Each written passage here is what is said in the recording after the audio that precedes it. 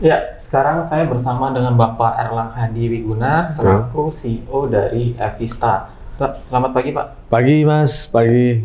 Pak, menarik Pak terkait profil dari Evista ini, Pak. Tapi sebelumnya mungkin bisa kasih profilnya, Pak. Kan kita ketahui dari profilnya ini Evista sudah beroperasi dari Mei Betul, 2023 ya, Pak. betul. Mungkin bisa ceritakan Pak historinya, Pak. Dan mungkin seperti apa model bisnisnya gitu. Oke, jadi Evista ini adalah jasa pelayanan transportasi 100% unit kita berbasis listrik. Untuk saat ini kami ini fokusnya dari atau menuju bandara. Gitu. Kita sudah beroperasi sekarang di Bandara Halim sama Bandara Sultan Syarif Qasim II di Pekanbaru, seperti itu. Oke. Ini berarti startup ya, Pak? Yes, kita jatuhnya ini adalah startup. Oke, seperti startup pada umumnya kan pasti tujuannya untuk memberi solusi atau memberi impact gitu, Pak. Betul. Untuk Evista sendiri seperti apa, Pak? Pertama, masalah yang pertama kita hadapin itu adalah dengan mobil listrik ini kan pasti kita mendukung pemerintah untuk go green. Oke, betul. Sustainable energy. Jadi memang kami hadir di sini karena dan fokus unitnya adalah unit 100% mobil listrik ya. Jadi kita tidak menggunakan sama sekali fuel. Jadi tidak ada karbon dioksida yang tercemar di lingkungan. Yang kedua juga memang kalau untuk kayak Jakarta gini ganjil genap ini memang sangat efektif dengan mobil listrik gitu. Seperti itu sih. Jadi memang dan juga efisien. Cost kita berkurang 40% dengan tidak menggunakan bensin seperti itu, Mas. Oke. Menginjak mungkin lebih dari 1 tahun, Pak, dari Mei sampai hari ini. Itu dari sisi capaian bisnis seperti apa, Pak, untuk Evista? Kita saat ini kurang lebih sekitar satu setengah tahun berjalan, hampir sekitar 45.000 transaksi penumpang yang kita angkut. Baik di Pekanbaru, baik di Halim, secara respon juga cukup positif, cukup menjadi menarik buat penumpang yang turun di bandara untuk naik mobil listrik. Seperti itu. Total unit kita sudah ada 21 unit di Bandara Halim, di Pekanbaru kita ada 10 unit, di Halim sendiri kita ada unit yang premiumnya, ada Hyundai Ioniq, ada BYD Seal, untuk yang ekonominya kita pakai Netavi, ada Wuling juga, seperti itu. Oke, jadi area layanan untuk hari ini tidak hanya di Bandara Halim, tapi juga di bandara di Pekanbaru ya, Pak? Betul, saat ini memang baru di Pekanbaru kita sudah mulai beroperasi. Itu per kapan, Pak, yang di Pekanbaru itu kita mulai di September 2024, sorry. Oke, baru September, oke. Ya, sekitar 3 bulan, jalan 3 bulan. Oke. Start awal dari Evista ini di Bandara Halim, Pak, ya? Betul. Kenapa memilih Bandara Halim, Pak? Karena kita ngelihat rata-rata orang yang turun sebagai bisnis trip itu di Bandara Halim.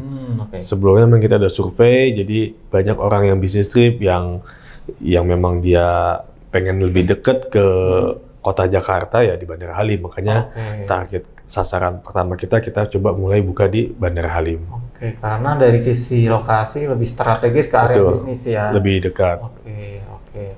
Kalau dari sisi trafficnya sendiri, Pak? Trafficnya sendiri, satu armada kita ini bisa ngelayanin sampai 10 trip per hari ya. Itu menurut saya sudah lumayan sangat luar biasa untuk di tengah kota Jakarta yang macet, apalagi kita juga mobil listrik bisa melayani 10 trip ya, itu sudah cukup maksimal. Oke. Termasuk di Pekanbaru apakah sama, Pak, sejauh ini? So far nggak beda jauh. Rata-rata di Pekanbaru juga yang turun adalah orang-orang yang bisnis trip, ya sekitar 7-8 trip per hari. Seperti itu. Oke, baik. Pak, mungkin flashback sedikit soal awal dari Evista, Pak, ya. Tentunya kalau di startup pada umumnya kan identik dengan pendanaan atau funding, Pak. Mungkin sedikit cerita soal itu, Pak. Oke, kita memang Awalnya adalah bootstrapping, jadi memang dari kita sendiri untuk memulai bisnis Evista ini. Tapi memang bisnis model yang kita tawarkan adalah unit-unit yang beroperasi dari Evista ini memang sistemnya adalah milik partner kita. Milik partner kita, jadi kita kelola mobilnya dan kita kelola juga drivernya. Seperti itu, drivernya kita buat untuk sistem rotasi 3 hari kerja, sehari libur, seperti itu. Jadi untuk dari sisi armada ini investor, Pak? Betul, untuk armadanya kepemilikan dari masing-masing investor. Jadi untuk yang driver sistem kemitraan? Yes, mitra. Oke. Baik. Kalau dari sisi strateginya, Pak, kan tentu untuk di bisnis taksi ini kan sudah ada marketnya, sudah ada pemainnya, dan pemainnya juga banyak gitu. Kalau dari sisi strategi Evista untuk bisa menggrab pasar yang bisa dikatakan sudah gemuk ini. Yang pertama sih sebenarnya simpelnya adalah pelayanan, karena orang itu kan pasti naik transportasi pengennya nyaman. Yang pertama yang kita tonjolin adalah kenyamanan dari kondisi mobilnya, kondisi drivernya yang harus kita pastikan dia dalam kondisi yang baik, mobilnya dalam kondisi yang bersih. Sudah gitu juga ya dari segi harga memang kita kompetitif. Harga kita kompetitif. Ada beberapa promo yang kadang kita juga munculkan di momen-momen tertentu, seperti kayak kemarin laga Timnas kemarin, kita kasih free tuh bagi customer yang punya tiket Timnas turun di Halim, dia mau ke Senayan, itu kita kasih free ya sebagai bentuk support kita juga sama Timnas. Soal layanan ini apakah menerapkan SOP khusus, Pak, di drivernya untuk Betul. bisa melayani? Ya, jadi pastinya jam 6:30 itu driver harus sudah standby di sini. Kondisi kerapihannya, rambut harus rapi. Dan yang paling penting adalah semua driver-driver kita sudah kita tes drug test. Jadi kita pastikan driver kita tidak ada yang terindikasi narkotika, karena memang kita cek pada saat dia masuk dan berkala kita cek untuk memastikan ya itu bersih gitu. Kadang kan itu akan menjadi resiko, misalkan kita nggak tahu, misalkan tiba-tiba dia beberapa hari lalu atau malamnya pakai, habis itu terindikasi, kan itu berbahaya untuk kita sebagai company dan juga si customer-nya. Artinya udah melalui asesmen ketat. Asesmen, interview buat drivernya, kita cek juga dia cara berkendaranya seperti apa, seperti itu. Itu dari sisi layanan. Tentu kan kalau bicara soal startup kan identik dengan burning money, Pak, atau bakar uang, mungkin dari tarif atau seperti apa gitu. Apakah Evista melakukan itu? Sejauh ini kita tidak melakukan burning money, jadi promo-promo yang kita hadirkan itu ya kita anggap itu sebagai marketing cost yang kita keluarkan untuk si Evista. Kan beda kalau misalkan burning money kan berkelanjutan, bisa berrepeat berkali-kali, yang jatuhnya adalah untuk memancing orang supaya pakai secara dengan cepat. Tapi kalau kita memang secara organik, gimana caranya orang nyaman menggunakan kita, ya artinya pada akhirnya ya banyak penumpang memang yang sudah repeat order nih untuk naik ke kita. Jadi bukan hanya sekali dia turun di Halim langsung otomatis pesannya Evista gitu. Termasuk ya public figure, politik juga ada yang turun, mereka yang tidak dijemput naik ke kita juga ada beberapa. Bisa dikatakan strategi branding ini bukan satu-satunya untuk bisa mengakuisisi pasar gitu ya, menurut Pak Erlang ya? Betul. Sebenarnya apa sisi negatifnya, Pak, untuk ketika startup melakukan itu, Pak? Kalau menurut saya sih mungkin itu balik lagi dari si company-nya ya. Mungkin saya nggak bisa bilang itu ada sisi negatifnya atau apa, tapi kan itu strategi dari perusahaan untuk melakukan itu. Tapi yang saya lihat memang sekarang ini eranya memang sudah bukan lagi era burning money. Ya kan, sekarang eranya adalah gimana caranya berstrategi untuk mencari pasar dengan cara yang lebih sehat lah, dengan mungkin dengan pelayanan, dengan kompetitif tarif yang lebih baik dibanding kompetitor, seperti itu. Gitu. Atau juga mungkin ada sistem loyalty gitu. Ya kita kayak waktu awal-awal kita juga kasih tuh free kopi di kebetulan kita ada launch-nya di depan pick up point-nya, jadi orang yang turun bisa kita tawarkan nih untuk mereka sambil menunggu sambil minum kopi dulu. Itu kan juga bentuk cara kita untuk engagement ke customer supaya mereka merasa puas dengan layanan kita. Artinya untuk menghadirkan value tidak melulu dengan harga murah, Pak ya? Tidak selalu dengan harga murah. Gitu. Oke. Baik. Evista ini bisa dikatakan apakah sebagai pelopor untuk taksi listrik pertama, Pak, di Indonesia? Yes, saya sih bisa mengklaim kita yang pertama menggunakan listrik 100% ya. Kalau yang mungkin yang kompetitor kan mereka tidak full listrik, tapi kalau kita kan kita bikin memang full mobil listrik 100% gitu. Semua unit kita mobil listrik. Oke, artinya secara momentum sangat ya menjanjikan lah bagi Evista ya, karena sebagai pertama nih untuk taksi online listrik. Ya, itu. Oke, Pak, dari si konsumen sejauh ini responnya seperti apa?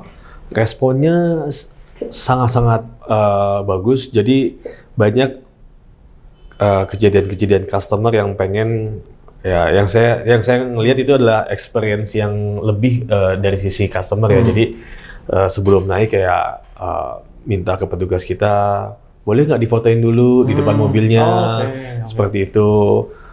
Kadang bahkan ada yang fotonya sambil di kemudi sambil dia pegang setir sebelum dia jalan gitu, kayak ya mungkin ini sesuatu yang baru untuk mereka mencoba mobil listrik, tapi ya itu menjadi sesuatu nilai yang beda aja buat kita.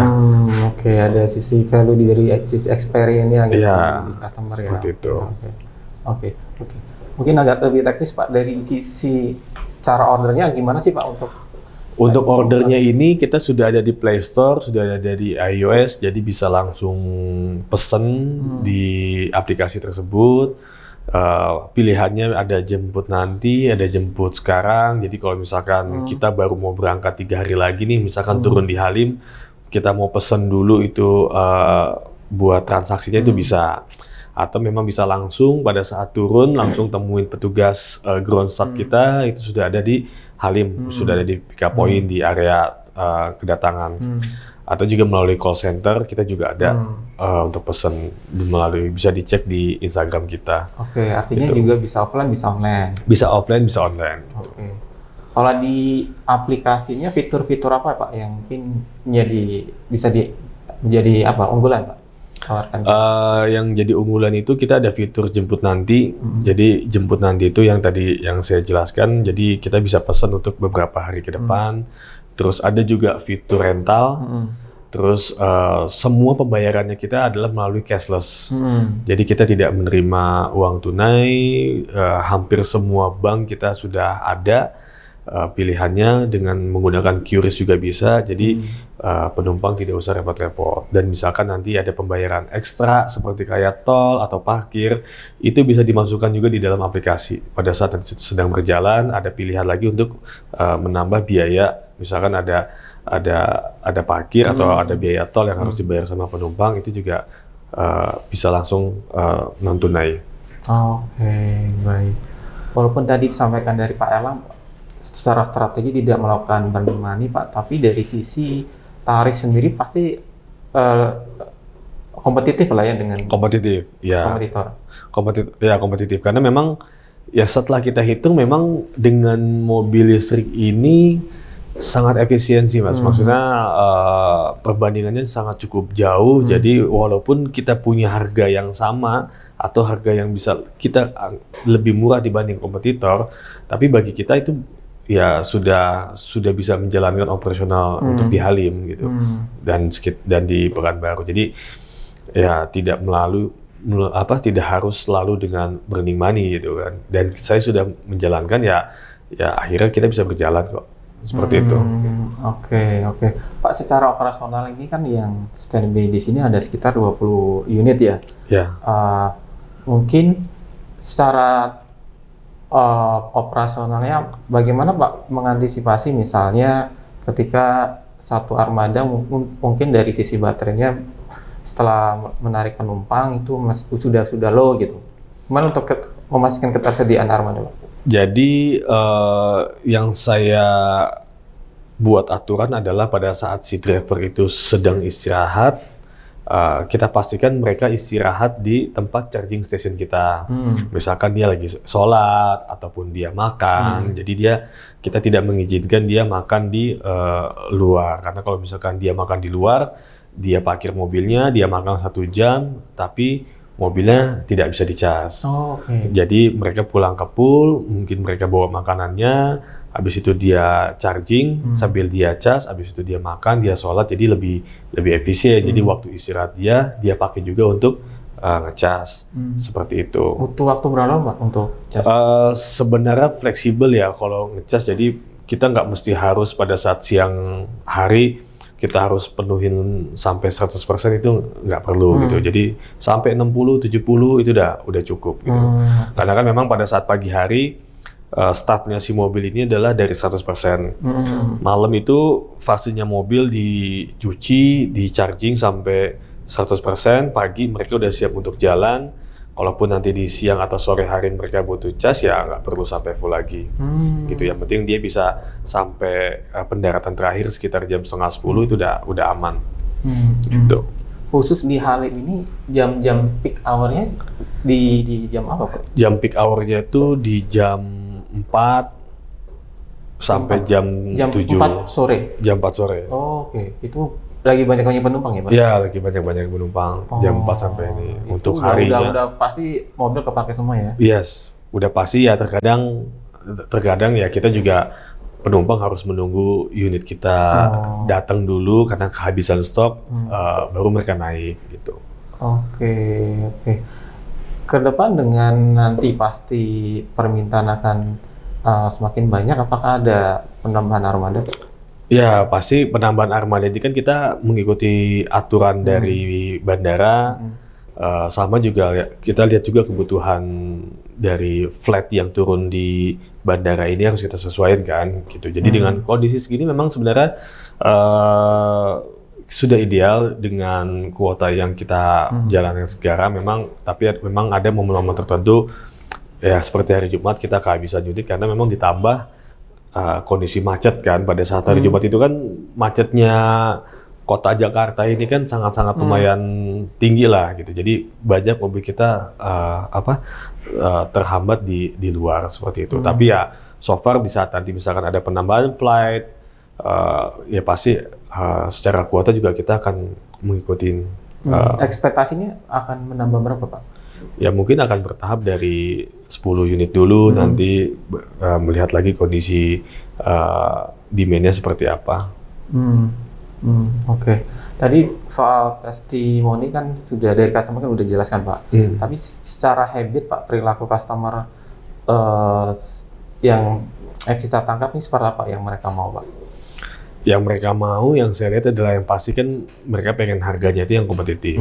Yang kedua, yang pasti harga tetap nomor 1 ya Pak? Iya, harga satu. Yang kedua adalah kenyamanan. Yang saya lihat mereka pasti pengennya mencari yang nyaman karena kan unit-unit kita kan pastinya tergolong unit-unit yang baru, unit-unit yang masih fresh lah, yang up to date juga. Betul. Dan ya mau mobil listrik juga kan, mungkin ya dia merasa lebih nyaman untuk naik mobil listrik seperti itu. Oke. Sekarang kan untuk di layanan kan taksi online masih jadi core bisnis utama dari Evista Pak. Tapi kan dari profilnya sendiri kan ada rental mobil. Ini apakah sudah jalan juga? Sudah. Jadi walaupun kita masih belum fokus sama rental mobil, tapi sudah berjalan dan itu pun juga tumbuh secara organik dari customer Evista. Jadi banyak yang turun di Halim karena mereka pengen meeting. Yang tadi saya bilang karena rata-rata penumpangnya bisa strip. Jadi mereka turun di Halim, mereka sewa 12 jam. sampai malam mereka diantarkan balik lagi ke hotelnya. Jadi ya untuk kebutuhan mereka meeting, ketemu beberapa klien di Jakarta seperti itu. Jadi memang sudah mulai rental yang justru memang tumbuhnya secara organik karena permintaan dari si customernya. Oh, itu menggunakan armada yang sama di sini atau beda, Pak? Masih sama. Masih sama. Masih sama gitu. Oke, kedepannya apakah nanti dibedakan, Bang, untuk rental? Kita belum bisa pastiin karena kan pastinya saya harus lihat marketnya juga ya untuk yang kadang kan kalau misalkan kita kalau kita pisahin kan kita harus bisa ngejamin nih produktivitas mobil yang standby untuk rental itu kan ya harus bisa produktif kan. Nah, itu saya harus bisa punya marketnya dulu yang secara konsisten, yang bisa supaya mobil itu bisa produktif gitu. Ya sejauh ini sih kita masih pakai unit yang berjalan di Halim. Tapi secara market melihatnya seperti apa? Menjanjikan untuk rental? Ya saya yakin sih namanya untuk rent car mobil yang disewa itu pasti kebutuhannya selalu ada aja gitu kan. Nggak mungkin ibarat kata walaupun orang sanggup beli mobil, tapi nyatanya ya perusahaan-perusahaan rental kan juga sekarang sangat berkembang gitu. Jadi apalagi memang untuk rental mobil listrik yang fokus untuk di mobil listrik juga masih sangat jarang, masih rata-rata memang rental besar dia memiliki mobil listrik, tapi mereka kan tidak fokus di mobil listriknya, hanya untuk mengakomodir kebutuhannya si customer bahwa oh kita juga punya mobil listrik kok, oh gitu. Tapi kalau kita kan memang kita full mobil listrik, tinggal customer ada beberapa pilihan nih, mau pakainya yang BYD kah, mau pakainya yang Ionika atau yang Wuling Bingo kah. Nah, kita sudah tersedia di sini. Oke, dengan jumlah armada yang sudah puluhan nih Pak, bagaimana kalau dari Avista untuk memonitoring dari sisi monitoring armadanya ketika operasi dan dari maintenance-nya? Semua kita sudah by system, jadi ada dashboard yang sudah bisa kita monitor secara posisinya dia, secara nanti kilometernya dia sudah berapa, itu ada recordnya semua. Jadi kita tahu nih posisi dia lagi di mana, dia lagi bawa penumpang atau tidak, itu bisa kita monitor dari dashboard kita di sistem. Kalau dari sisi maintenance kan tentu pasti ada risiko ketika entah ada trouble atau apa, kan pasti ada nanti risiko dari sisi ketersediaan ya Pak, karena mungkin salah satu armada yang mungkin harus diservis atau sebagainya. Ya, jadi kalau untuk servis itu kan memang kita sudah kerjasama dengan ATPM nih, jadi mereka juga mensupport untuk servis bisa lebih cepat, bisa diatur supaya waktu itu juga tidak habis si mobil itu seharian untuk nggak sampai downtime lah. Nggak sampai downtime. Jadi memang agak mungkin pagi sampai jam 10 mereka harus tidak beroperasi dulu, tapi kan itu tidak secara signifikan mengganggu operasionalnya si mobil itu sampai downtime tidak berproduksi gitu. Oke. Gitu. Baik, Pak. Ini kan udah mau penghujung 2024 ya, Pak. Tentu kan dari sisi Avista ada plan lah untuk di tahun depan dan mungkin 5 tahun ke depan. Apa yang akan dikerjakan, Pak? Plan kita tahun depan itu kita akan fokus buka di bandara-bandara yang belum kita buka seperti kayak Soekarno-Hatta. Jadi kita lagi berprogres juga di Juanda, di Makassar, di Kuala Namu. Jadi bandara-bandara besar ini akan kita buka dulu layanannya Avista, baru nanti bandara-bandara yang tier 2. Jadi ya goals kita adalah orang yang berangkat dari rumah naik pesawat terbang sampai dia balik lagi ke rumah itu menggunakan layanannya kita. Makanya kan kenapa kita fokusnya di bandara ya supaya memudahkan customer kita untuk bisa ujungnya nanti bisa bundling paket untuk mereka dari rumah, misalkan mereka tujuannya ke Bali, ya kan, dari rumah ke Soekarno-Hatta, nanti di Bali dia dijemput juga dengan Avista ke hotelnya atau tujuannya, nanti pulangnya pesen lagi sampai Soekarno-Hatta dia balik lagi ke rumahnya. Jadi itu bisa dalam satu paket yang bisa dia pesen, kedepannya akan seperti itu. Oke. Gitu. Soekarno-Hatta ini kan bisa bilang mungkin bandara yang paling besar untuk trafficnya. Mungkin gambaran dari Avista sebesar apa Pak untuk? Jadi plan kita itu kita udah bikin plannya untuk di Soekarno-Hatta nanti akan ada 75 armada yang akan kita siapin nanti untuk di Soekarno-Hatta untuk tahap awalnya untuk kita bisa mengakomodir penumpang kita di sana seperti itu. Oke.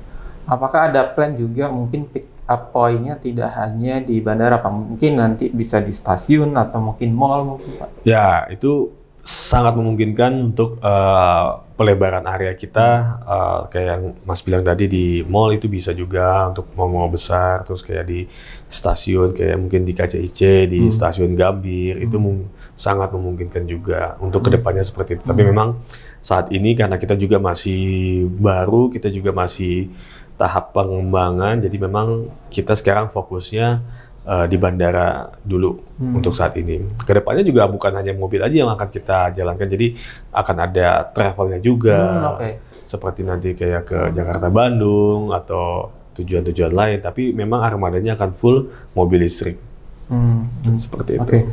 Oke, terakhir Pak Erlang, ini trennya kan mungkin akan semakin menjanjikan karena kan ada beberapa komuter kan sudah mulai lahir nih untuk taksi online listrik, Pak.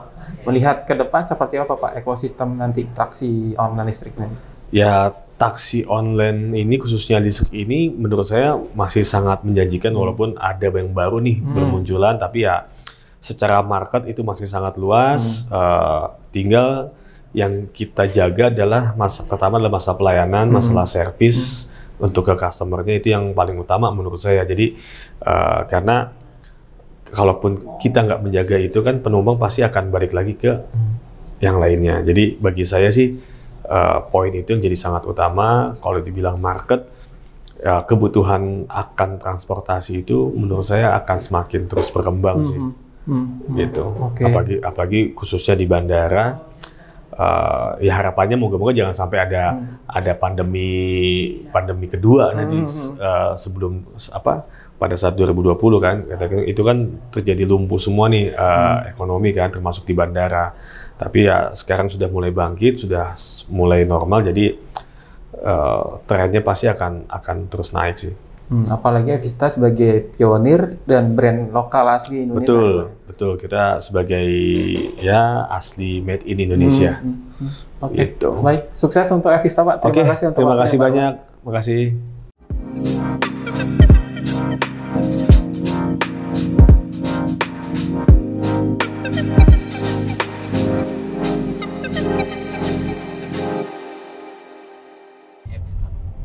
Dari pertama buka itu udah hampir 2 tahun berarti. Jadi dari Mei 2023 betul? Iya. Pertama kan Wuling REV itu 10 unit. Sebelumnya di mana, Pak? Sebelum di Avista? Sebelumnya saya ada usaha sebenarnya itu. Usaha mainan capit boneka itu loh, Pak. Kenapa tertarik gabung Avista? Waktu itu udah mulai sepi, omsetnya turun, terus pernah sempat narik Grab motor, terus ada info dari teman saya di lowongan di Halim, saya langsung lamar tuh. Sampai sekarang ya, Pak? Iya, sampai sekarang. Kalau dari pengalaman yang Bapak alami sejauh ini gimana, Pak? Sejauh ini masih nyaman aja. Penghasilan juga lumayan. Kalau dari yang Bapak dengar, Pak, mungkin ketimbang taksi konvensional, apa yang beda, Pak, dari itu? Kalau ini kan udah mobil listrik, udah mobil-mobil baru-baru semua mewah. Nah, konvensional kan masih mobil lama itu masalahnya. Kadang-kadang ada customer juga bahas masalah itu, mereka nggak mau naik konvensional. Terus sudah pasti bebas ganjil genap kan? Iya, bebas ganjil genap.